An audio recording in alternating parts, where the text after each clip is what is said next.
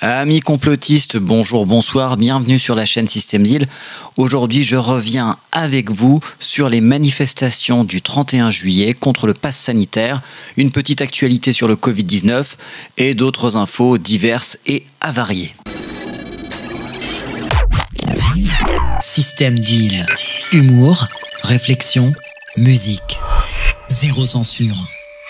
Avant d'oublier, je vous annonce un petit cadeau. En effet, samedi 31 juillet, j'ai couvert la manifestation byzantine, donc dans la ville de Besançon, et j'ai rencontré un célèbre naturopathe complotiste et éditeur. Un seul livre à acheter, lequel? Attends, le plus cher, c'est quoi? Non, le dernier, il est en rupture. Non, le livre de Désiré Mérien, Jeu des santé. Allez, Jeu des santé, avec le code Batmoon. Avec le code Batmoon, vous avez 20%. 20% avec le code Batmoon, et là il ment pas. Je te jure, c'est vrai. Je te jure, j'en fais un. Il le fait, donc allez-y. Pas tout de suite. Pas tout de suite. Commandez demain avec le code Batmoon et vous avez 20% sur tout le site. Commandez demain, Exili. B-A-T-M-2-O-N, vous avez 20%. Voilà, B-A-T-M-O-O-N, Batmoon, et il vous fait 20%, je te jure, quand tu vas, tu viens. Pour ma part, j'ai acheté par exemple le livre sur le jeûne et le ramadan, ainsi que le livre de Beautiful Game de Romain Molina sur le foot. Et si jamais Édition Exuvie ou Fabien Moine ont oublié, vous leur rappelez par email qu'il s'est engagé le 31 juillet devant Moon de la chaîne Système Deal.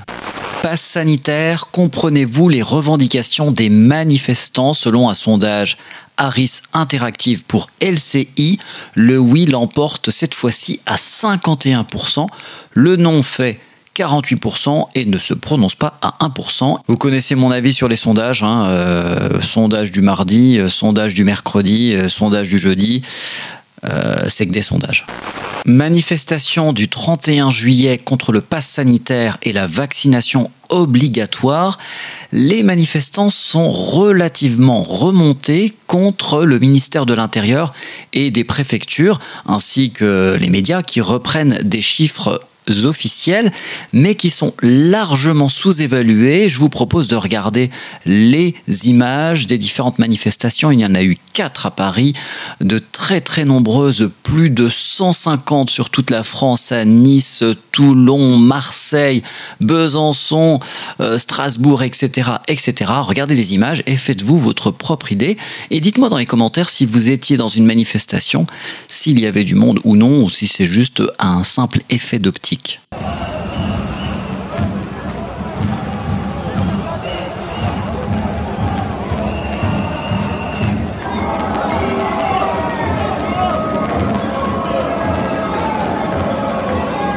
La famille, bienvenue en direct, je vous montre la rue, elle est magnifique, elle est en descente, et on voit un monde incroyable sur Paris, j'en perds la voix, je vous invite à faire un maximum de partage.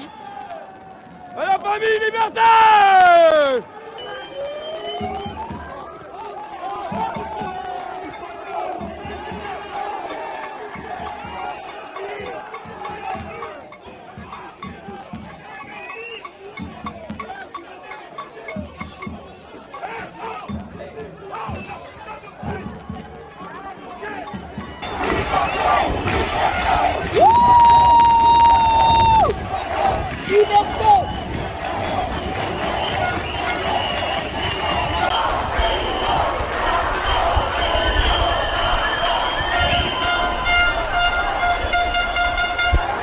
Bien entendu, les médias vont nous expliquer que nous étions 4000, pourquoi pas 2000. Et de toute façon, même si nous étions 500 000, ils vont dire que c'était des affreux antisémites, homophobes, intégristes, islamistes. Enfin, tout ceci n'a plus aucun sens.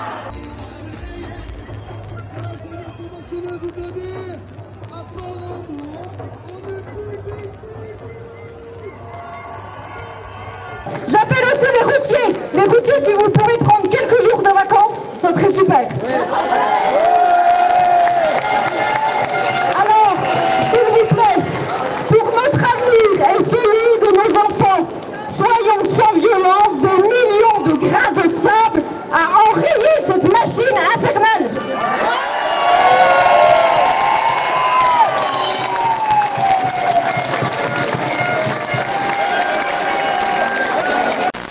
Opération spéciale Gilets jaunes, qui est l'un des organisateurs des manifestations parisiennes, dénonce monsieur Didier Lallement, le préfet parisien, qui a interdit les 4 manifestations des 2, 3, 4 et 5 août devant le Conseil constitutionnel. Pour Opération spéciale Gilets jaunes, c'est un énième déni de démocratie que nous allons contester au tribunal administratif pour obtenir un rassemblement citoyen le jeudi 5 août. Le docteur Hervé Boissin était invité sur un plateau de télévision pour s'exprimer sur la vaccination Covid-19 aux Antilles. Pour lui, la réponse est simple. Pourquoi on ne se vaccine pas suffisamment? La couverture vaccinale étant aux alentours de 15% aux Antilles. Tout est de la faute du vaudou et du rhum. Parce que les gens là-bas, ils picolent trop et ils pensent qu'ils peuvent guérir de tout grâce à ça. C'est pas une blague, c'est les théories que lui énonce. Non content des étiquettes habituellement apposées sur les manifestants anti-pass sanitaire, extrême droite, complotiste, antisémite, bouffeur d'enfants, etc., etc. Libération se renouvelle un petit peu.